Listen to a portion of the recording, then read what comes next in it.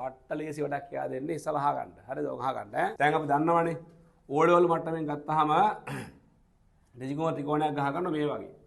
මේ කෝණේ θ නම්. ඕක θ නම්. හරිද? මේක සම්මුඛ පාදය, මෙයා බද්ධ පාදය, මෙයා කරණය කියමුකෝ. ඔකට කියන තාලෙට මේ sin θ ගේ සමානයි මොකේද? x බෙදීම z වලට. හරිනේ? ඊළඟට මොකද්ද? cos θ සමානයි බද්ධ පාද බෙදීම කර්ණයට. tan නම් නේ සමානයි සම්මුඛ පාද බෙදීම බද්ධ පාද. x බෙදීම y වලට.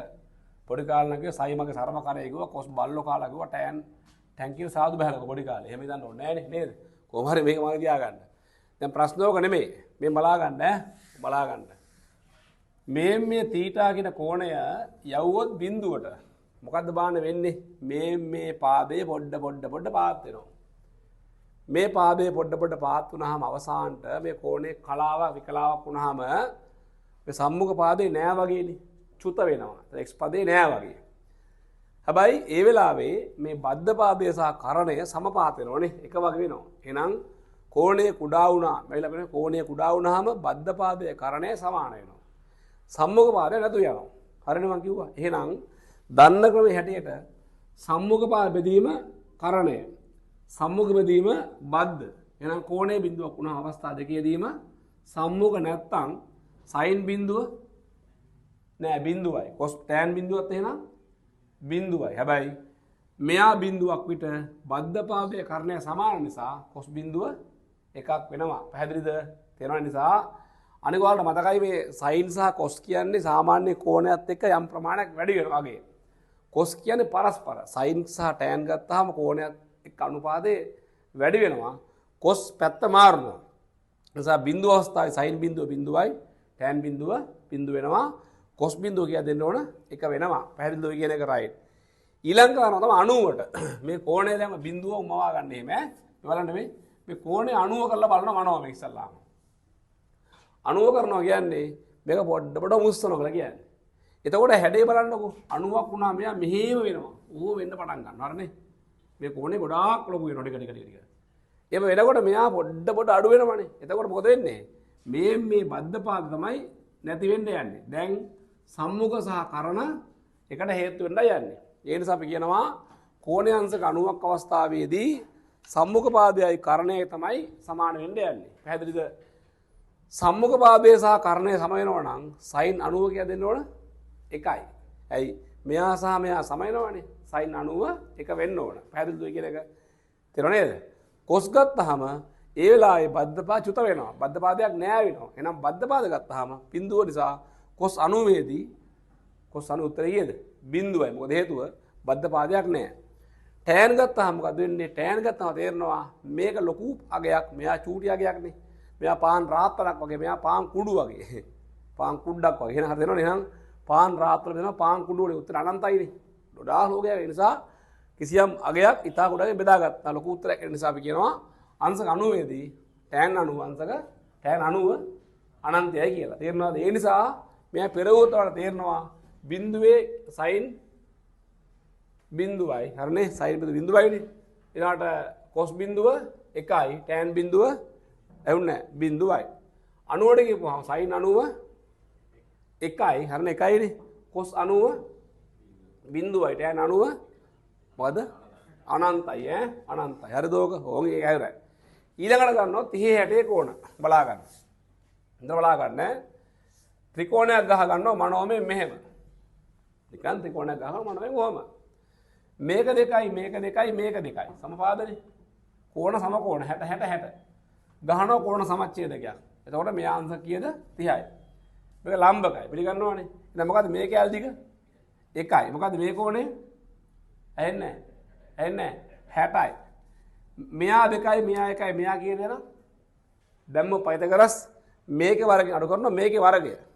දෙකේ වර්ගය 4යි එකේ වර්ගය 1යි අඩු කරා 3යි ගත්තා මූල. එහෙනම් මෙයා මූල 3යි. පයිතගරස් ඈ. දැන් ඕන් ත්‍රිකෝණ හරි. දැන් මට ඕන කරන්නේ 30 කෝණ කියමුකෝ. θ 30 කරන්න යන්නේ. θ 30 කරොත් මෙතෙන්ට යන මනෝමය. මෙතෙන්ට ගියා. sin නම් මේ අනුබද්ධයේ සම්මුඛ එකයි. කර්ණය දෙකයි. ඒ නිසා sin 30 උත්තරය කීයද? භාගයයි. මෙයා බෙදීම මෙයා. හරිද? ගියා මේක කොස් වලට. කොස් තියනම් බද්ධ කරන. මූල තුනයට 2යි. ඔන්න හරි.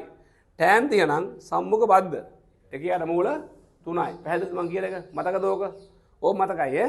එහෙනම් කිව්වොත් ඕන 30 කොන වලට sin 30 භාගයයි. හරිද? cos 30 මූල තුනයට 2යි. tan 30 එකයට මූල 3යි.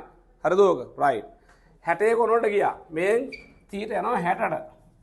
මෙතනට එන්නේ එහෙනම්. මේ අනුබද්ධයේ සම්මුඛ කීයද? මූල 3යි. කරණය කීයද? එහෙනම් sin 60 මූල 3යට 2යි. cos 60 cos 60 භාගයයි cos 60 භාගයයිනේ cos 60 භාගයයි. cos 60 හරිනේ. එකයට 2 භාගයයි නේ භාගයයි. tan 60 නම් tan 60 සපා මූල 3යි බපා 1යි. එහෙනම් මූල 3යට 1යි. පැහැදිලිද? ඒ නිසා පෙරවුවොත් sin 60 මූල 3යට 2යි. cos 60 භාගය හරිනේ cos 60 භාගයයි. tan 60 මූල 3යට 1යි. පැහැදිලිද කියන එක? right. 45ට ඕන නම් මෙහෙම යන්න. 45 ඕන නම් මෙහෙම. ත්‍රිකෝණයක් ගහ ගන්නවා මේ වගේ.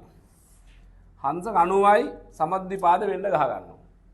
45 කෝණ පිළිගන්නවනේ. එහෙනම් මේ පාදේ කීයද? කරණය මේක වර්ග දාන මේක වර්ගයේ වර්ග මූලය 2යි මූල. එහෙනම් මූල දෙකක් තමයි කරණය. මෙයා දිහා බලන් කියන්නේ නම් මට පරිස්සමෙන් θ 45ට ගියොත් එහෙම sin මට කියන්න 45 උත්තරය කීයද? එකයට මූල 2යි. cos 45 tan 45 නම් 1යි නේ. 1යි නේ 1යි. එහෙනම් පෙරවුවොත් එහෙම sin 45 එකයට මූල 2 වෙනවා. අය මොකද්ද? cos 45 ඒකමයි. අය tan 45 1 වෙනවා. තව අහගන්න. ඔන්න ඕකේ තියෙනවා හොම්මෝ කාරණා අහගන්න. හරිද? මේ බලන්න තව පුරුදු කරගන්න නෑ මෙහෙම. මෙන්න මේ වගේ දැන් ත්‍රිකෝණය ගත්තාම මේක මොකද කොන්න? මේක ගත්තාම මෙයා θ නම් මෙයා මොකද්ද? එයා අනුවරින θ වෙනවා. හරිද? බලන්න මෙයා අනුබද්ධයෙන් sin ලිව්වොත් x බෙදීම z වෙනවා. හරිද? මෙන්න මේ අනුබද්ධයෙන් cos ලිව්වොත් බලන්න මේ cos අනුවරින θ ඒත් සමානයි නේද x බෙදීම z. ඒ කියන්නේ sin θ මොකේද? cos මේකට සමානයි. හරිද? තව ඕනනම් මේ අනුබද්ධයෙන් ලියන්නකෝ sin ලිව්වොත් මේ sin අනුවරින θ කියන්නේ මේක බෙදීම මේක නේද? ඒකයි cos θ. තේරුණාද මම කියපේක? තේරුණාද? ඒ නිසා අදහසක් කරනවා මොකද්ද අපට ඕන වෙලාවක sin cos පුළුවන් මෙහෙම මාරු කරන්න. කොහොමද? sin එක නම් cos කීයද එහෙනම්? sin එක නම් cos කීයද? sin එක cos කීයද? sin අංශකය cos කීයද එහෙනම්? 89යි නේ 89යි. sin 89 නම් cos 1යි. sin 5 cos කීයද? 85යි. sin 10 cos කීයද? ඇහුන්නේ නැහැ. 80යි. හරිනේ? හරිනේ? sin 30 cos කීයද එහෙනම්? 60යි. cos 30 sin කීයද එහෙනම්? කීයද? මාරු වෙන්නේ නේද? ඕන එකක්. sin 50 cos එහෙනම් 40යි නේ. ඒකනේ මේ තියෙන්නේ මේ 30 60 මාරු වෙනවනේ මාරු නේද? sin 30 නම් cos 60. cos 30 නම් sin 60. පැහැදිලිද ඔය කියන එක? අනිවාර්යයෙන්ම ආ තියාගන්න. මෙහෙම ලොකු දෙයක් නෙමෙයි නේද? සරල වැඩක් මේක. පොඩි දෙයක් තියෙන්නේ. අනික මේක දෙපාර තුන් පාරක් කියපුවාම මතක වෙන්නේ නැතුව යනවා. නිකන් පුළුවන් කියලා දාන්න. හරිද? ඊළඟ තව වැදගත් කාරණා කරනවා මේක මෙහෙම බලා ගන්න තව පොඩ්ඩක්. කොහොම ආගන්න. මොකද්ද? sin θ කියලා කියන්නේ සම්මුඛ පාද x වෙනවා කරණය z නේ. මේක වරක් කරපුවාම වෙනවා x වර්ගයට මොකද්ද? z වර්ග කියලා. හරිනේ? cos θ ලියුවොත් එන්නේ y බෙදීම z නේ. වරක් කරපුවම ලැබෙනවා මෙන්න මෙහෙම එකක්. පැහැදිලිද මම කියන එක? තේරුණාද? මම sin වර්ග ධන cos වර්ග ලියුවොත් මට ලැබෙනවා මොකද්ද? x වර්ග බෙදීම z වර්ගයේ ධන කියන්න. කියන්න මොකද්ද? y වර්ගයේ ධන බෙදීම z වර්ග වෙනවා. පොදු හරය ගත්තොත් z වර්ග කිව්වලා උඩ මොකක්ද දෙන්නේ? x වර්ග ධන y වර්ගය. මොකද්ද මේ තියෙන ආපහු? z වර්ගයම තමයි පයිතගරස්නේ. තේරෙනව නේද? එහෙනම් මේකට මේක ඒ නිසා ඕනෑම කෝණයක මොකක්ද sin වලට දාන මොකද්ද? cos වර්ගයට උත්තරය කීයද එන? 1යි. තේරෙනවනේ? ඔය ටික පොඩ්ඩක් මා තියාගන්න. අමාරු දෙයක් එහෙම නෙමෙයි. පැහැදිලිද ඔබ? එකපාරට තව කියන්න මන් දිහා බලාගෙන මේ sin බිඳුව.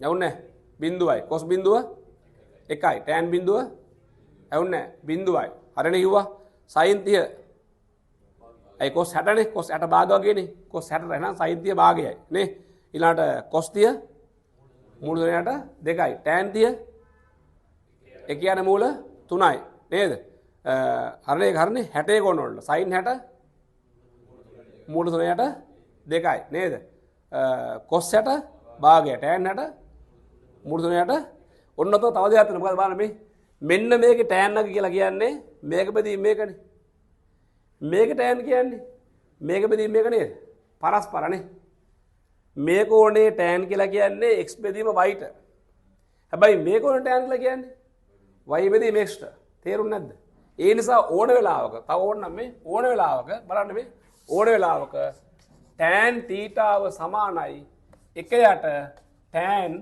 අනුවර්ණ θට තේරුණාද ඕන්න කොට් නේ නේ උලන්නේ මේ එහෙම නෙමෙයි tan θට සමානයි කියන tan මොකද්ද අනුවර්ණ ඒ කියන්නේ නිකන් ගියොත් නිකන් හිතුවොත් tan 30 මේ බලන්න මේ tan 30 සමාන 1යට tan 60ට දැන් හද බලන්න ඒ tan 30 කියන්නේ පොඩියක් 1යට මූල 3යිනේ 1යට 60 නම් 1යට මූල 3යි දැක්කනේ ආයෙත් ඒකමයි එන්නේ තේරුණාද නිසා tan පුළුවන් බොහොම මාරු කරලා ලියන්න tan θ උදාහරණයක් ගියොත් tan 1 සමානයි 1යට tan 89ට තේරුණාද tan 5 සමානයි 1යට tan 85ට තේරුණාද මේ ටික පොඩ්ඩක් ප්‍රැක්ටිස් කරගන්න මෙතනින් එහාට ඕන කරනවා මොනවටද අන්න දෛසික විභේදන නැත්තම් දෛසික විභේදනය කරලා සම්ප්‍රේත හොයාගන්නකොට මේ ඔක්කොම ටික ඕන කරනවා හරිද ඔක හරියා මම අහගන්න හරි